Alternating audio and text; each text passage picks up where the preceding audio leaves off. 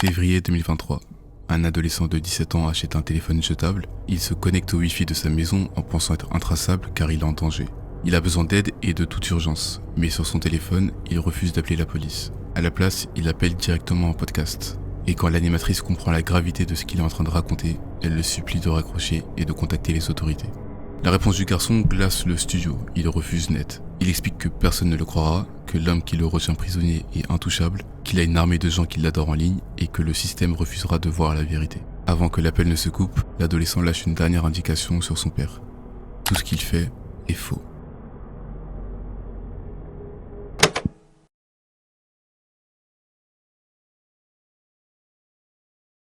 Tout commence dans l'anonymat le plus total, loin des quartiers orthodoxes de New York ou de Jérusalem. Un homme que des centaines de milliers de personnes connaîtront comme étant un père pieux et dévoué, né en réalité sous le nom de Jeffrey LeJan Vigil en 1984 au Texas.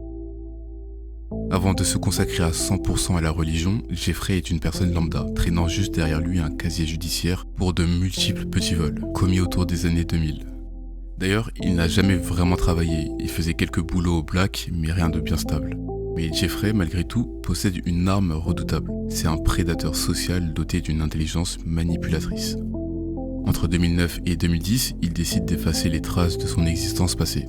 En gros, il fait toutes les démarches pour changer légalement de nom, et ça plusieurs fois. Il passe par plusieurs pseudonymes tels que Gabriel Jeffrey Vigil, Gabriel Rosenberg ou encore Haïm Nissim Vigil. Il décide finalement de s'arrêter à l'identité qui deviendra sa marque de fabrique, Haïm Nissim Cohen.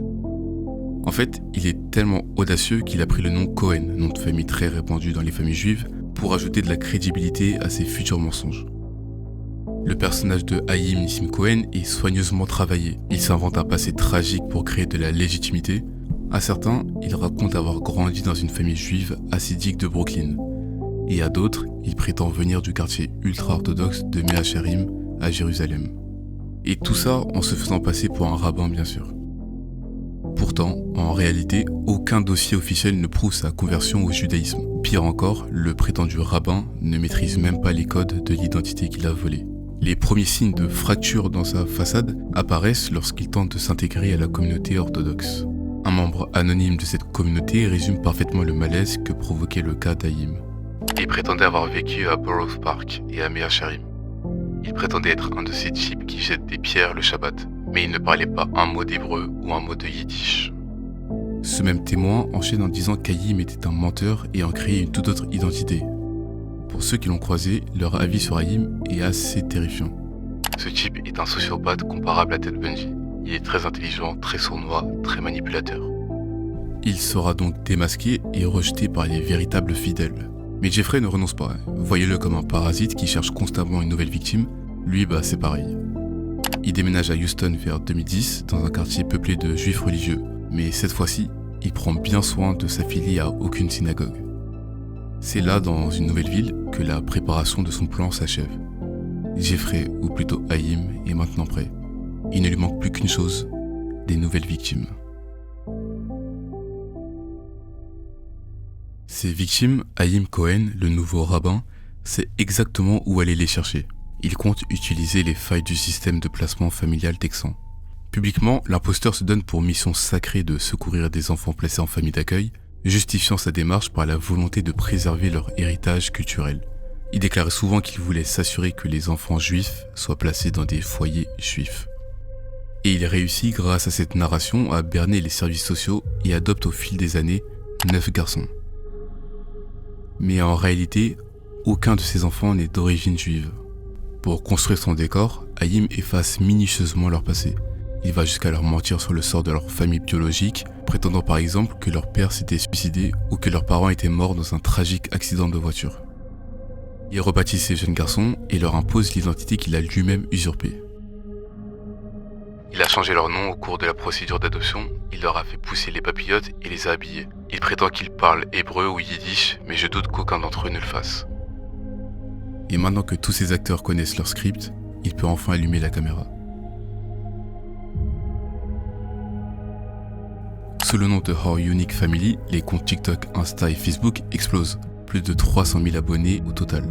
des millions de vues, et des vidéos devenues virales montrant un quotidien idéal entre guillemets, où l'on voit les garçons danser sur de la musique traditionnelle, préparer des pâtisseries cachères ou célébrer les fêtes juives avec conviction. Haïm s'y met en scène comme étant le père modèle, gravement malade mais inarrêtable dans sa foi. Et quand on sait réellement ce qui se passe, le contraste entre le prédateur qu'il est en privé et le gourou bienveillant qu'il montre à l'écran est effrayant. Revenons sur cette fameuse maladie. Je vous ai dit que Jeffrey était un manipulateur. Il va donc jouer la carte de la maladie incurable pour s'enfermer avec ses enfants dans sa maison, esquivant ainsi toute enquête. Donc sur internet, comme dans les tribunaux, le prétendu rabbin apparaît le crâne rasé, le visage affaibli, systématiquement dans un fauteuil roulant et respirant à l'aide d'un masque à oxygène. Lors d'une audience judiciaire visant à lui éviter la prison, il va jusqu'à cracher du faux sang devant la cour, affirmant se trouver en soins palliatifs. Et on va revenir sur cet incident très vite, mais cette première arrestation en 2019 aurait vraiment dû alerter les autorités. Bref, cette comédie sera évidemment monétisée.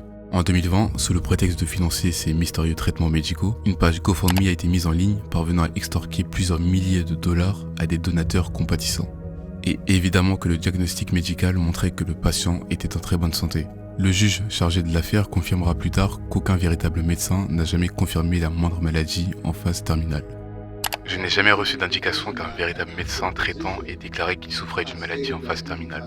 Les seuls documents médicaux existants étaient systématiquement basés sur les propres déclarations frauduleuses de l'accusé.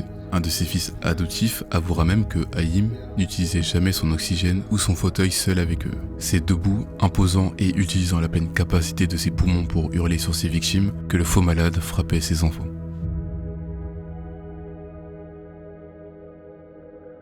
Loin des caméras et des sourires mis en scène sur TikTok, 9 enfants vivent en enfer et personne ne peut les aider. Les garçons étaient isolés du monde extérieur, ils n'allaient pas à l'école, étaient nourris que d'un seul repas par jour, et s'ils avaient le malheur de désobéir, ils subissaient immédiatement des violences. Haïm les frappait violemment en coups de ceinture et se permettait même de les gazer. Une vidéo trouvée plus tard par les enquêteurs montre une agression où l'on voit un enfant terrifié en PLS tentant de protéger son corps, ses mains et ses jambes pendant qu'il se fait rouer de coups et d'hurlements par son soi-disant père. Et malheureusement, ce n'était pas tout. Haïm a sexuellement abusé d'au moins 6 de ses 9 enfants adoptifs. Tout ça commençait souvent quelques semaines après la finalisation de l'adoption. Il leur proposait des prétendus massages de pieds avant de basculer vers des viols. Le spray au poivre qu'il utilisait pour les gazer servait aussi d'outil de pression pour forcer les actes sexuels. Et c'est toujours pas fini. L'horreur dans cette maison atteignait un niveau de sadisme lorsque Haïm forçait ses enfants, ses propres victimes, à s'abuser sexuellement entre elles. Et vous vous en doutez bien, mais ça va briser toute solidarité entre les frères. Et de l'autre côté, ça profite à Haïm pour asseoir sa domination. Comme l'a rapporté l'un des garçons, chaque fois qu'il convoquait l'un d'eux dans sa chambre, tous les autres savaient exactement ce qui allait se passer. On parle ici d'enfants âgés de 9, 10, 14, 15, 16 et 17 ans. Plus triste encore, c'est qu'une victime va devenir à son tour le tortionnaire dans la maison. Le fils adoptif aîné, Avshalom Cohen, a absorbé ce mal et reproduit ce schéma sur ses jeunes frères. Âgé d'une vingtaine d'années, il agressait sexuellement un de ses petits frères. Ces méthodes reprenaient les codes de leur tortionnaire, mais adaptées au jeune âge de sa victime. Il achetait le silence et la soumission de sa victime de 14 ans avec des boissons énergisantes ou des cigarettes électroniques en échange d'actes sexuels. Le faux rabbin Jeffrey ou Haïm les avait brisés mentalement, allant même jusqu'à créer une copie de lui au sein de la maison. On se retrouve donc avec 8 enfants, enfermés dans ce qui est peut-être pire qu'une prison, avec 2 détraqués. Et d'ailleurs, la maison n'était pas totalement exclue du monde extérieur, c'est un peu faux. L'État surveillait cette maison, même si elle a malheureusement échoué à protéger les victimes. Et la raison de cette surveillance est tout aussi sombre. En 2019, tout le plan d'Haïm est sur le point d'échouer. Il est arrêté une première fois pour attentat à la pudeur sur un étudiant étranger de 16 ans venu d'Espagne. Alors, ce qui s'est passé, c'est que l'adolescent a été surpris en train de voler dans un magasin. Il est donc puni par Haïm et il lui suggère de se racheter envers lui en le rendant heureux. Mais ça va très vite basculer dans l'agression sexuelle. Le prédateur force le jeune homme à le toucher sur la poitrine et le ventre en émettant des bruits bizarres. Puis, il va être déçu que l'étudiant ne présente aucune excitation. Il se met donc à la toucher directement pour forcer un contact physique. L'adolescent terrifié finit par tout raconter au directeur de son école, entraînant l'arrestation immédiate du faux rabbin.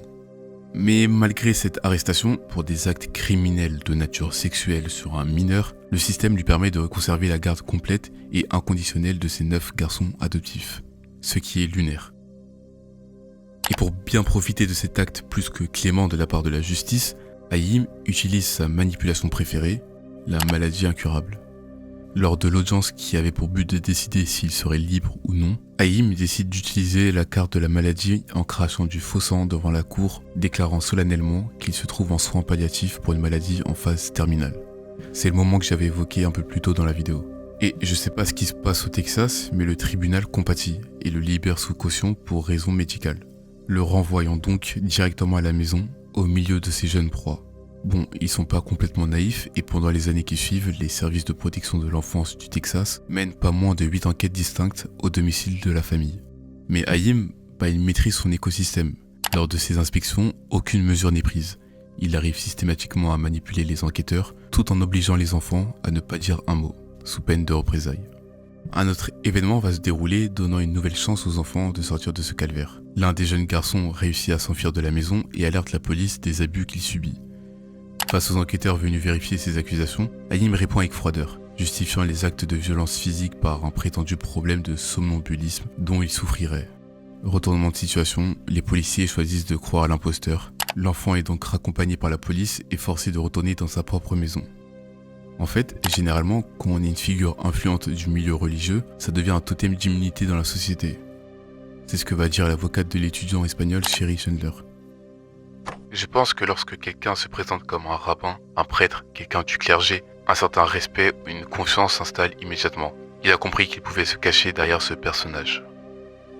Elle souligne que le prédateur a pu traverser les procédures complexes d'adoption et de placement sans qu'aucune vérification ne soit faite. La procureure Jeanne Oswald, qui a analysé le dossier, s'exprimera également. Ce masque, combiné à l'incapacité des enfants de s'exprimer, sont les seules raisons pour lesquelles les abus ont perduré si longtemps. Nous sommes de retour en février 2023. La famille continue de faire des stats sur TikTok et les violences au sein de la maison continuent également. Mais un événement va changer la vie de toutes les personnes présentes dans cette maison. L'instinct de survie d'un adolescent de 17 ans va prendre le dessus et tout faire pour sauver sa famille de ce cauchemar. Le problème, c'est que son bourreau surveille la moindre de ses communications. Lors d'une précédente tentative pour dénoncer ses abus de manière anonyme sur internet, Haïm l'avait démasqué. Et en guise de représailles, le faux rabbin avait fracassé son téléphone, supprimé l'intégralité de ses réseaux sociaux et lui avait confisqué les $200 qu'il avait économisés. Donc, pour contourner cette surveillance, l'adolescent se procure un téléphone jetable qu'il connecte discrètement à la Wi-Fi de la maison afin de dissimuler son identité et sa localisation. Même si avec la connexion Wi-Fi de la maison, c'était encore plus simple de le retrouver. Ainsi, en pensant être anonyme, il décide d'appeler un podcast qu'il écoutait, le Blind Skin Bossy, un podcast basé à Atlanta et animé par Toya Paints. Ce jour-là, son père n'était pas à la maison, il pouvait donc se permettre de passer ce coup de fil discrètement. Hold on, I was just checking to see if my father was coming home because I thought that there was a car. So essentially what I'm saying is... En direct, la voix tremblante de l'adolescent décrit la sombre vérité derrière Our Unique Family. Il essaie de révéler au monde extérieur tout ce qu'il a vécu. Il subit des viols et des agressions sexuelles répétées de la part de son père adoptif depuis l'âge de 11 ans, soit quelques semaines seulement après la finalisation officielle de son adoption. Il enchaîne en essayant de dévoiler le plus de choses possible, tout en répondant aux questions des animateurs. L'adolescent confie qu'il n'avait jamais osé se tourner vers les autorités auparavant, parce qu'il était convaincu que ses petits frères ne le soutiendraient jamais face à la police à cause de la terreur imposée par leur père. Il explique d'ailleurs très concrètement lors de son appel.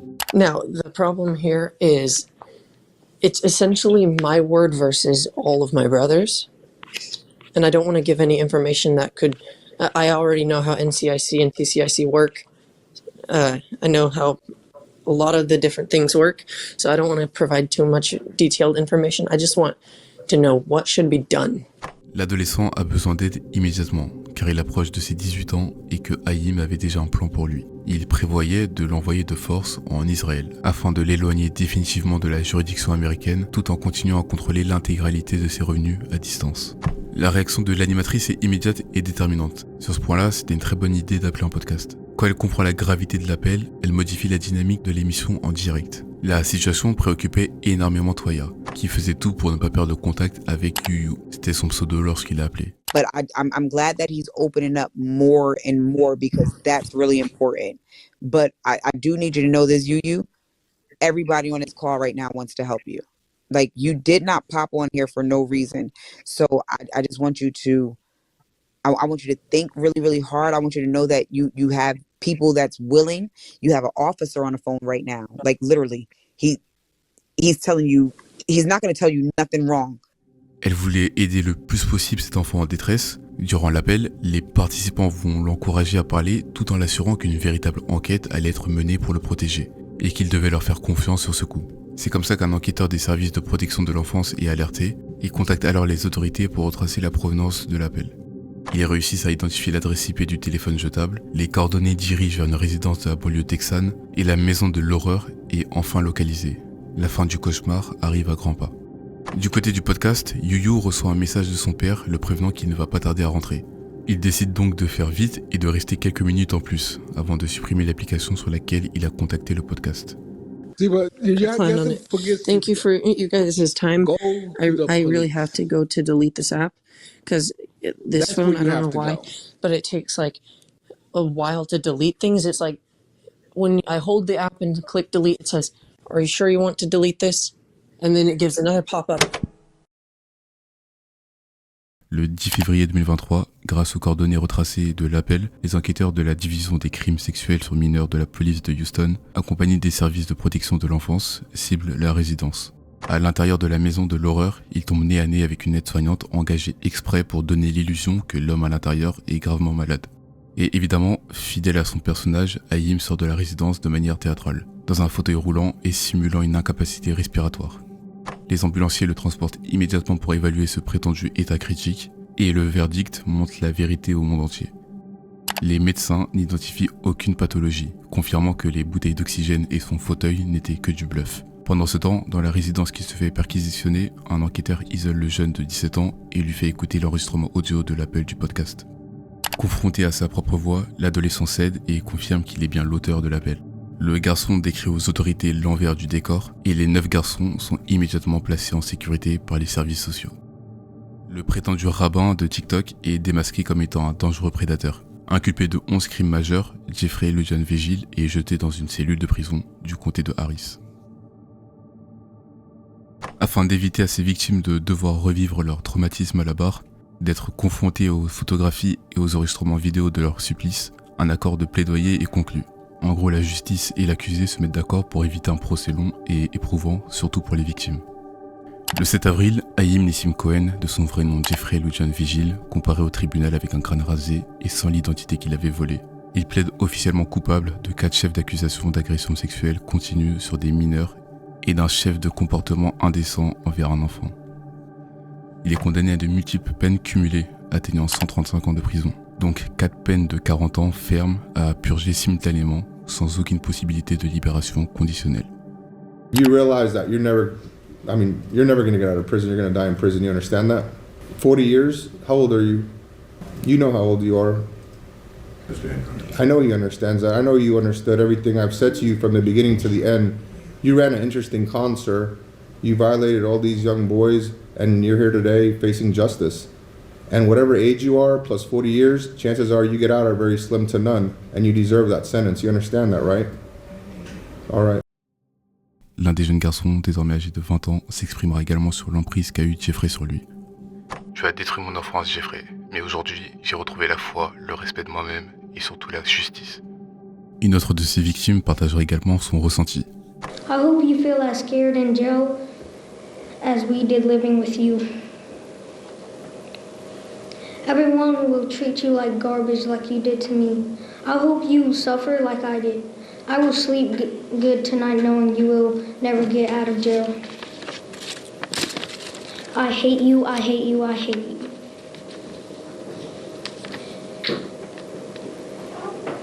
You look like a psychopath and that scares me. Now I can relax while you suffer. Un autre garçon a même révélé qu'il avait tenté de mettre fin à ses jours 19 fois depuis qu'il avait quitté le domicile d'Haïm. Jeffrey Lujan Vigil, celui qui a orchestré l'une des fraudes domestiques les plus monstrueuses de l'ère des réseaux sociaux, passera le reste de son existence dans une vraie prison. Après l'arrestation de son père en février 2023, Shalom Cohen a lui aussi été arrêté et inculpé pour des faits graves, confirmant qu'il était devenu le partenaire de crime et le bras droit du faux rabbin. Contrairement à son père, Avshalom n'a pas été arrêté directement. Il est d'abord resté libre et a même apporté son soutien à son père lors d'une audience judiciaire. C'est plus tard dans l'année, en 2023, qu'il a été rattrapé par la police. Avshalom a été inculpé pour avoir reproduit le schéma de son père sur ses propres petits frères. Il est accusé d'agression sexuelle, notamment sur un frère de 14 ans, et de violence physique. En dehors du cadre familial, il a aussi été arrêté pour possession de drogue et d'armes illégales. En avril 2023, il a été intercepté près de la frontière mexicaine et inculpé de trafic de clandestins, alors qu'il transportait 8 immigrés illégaux dans son van.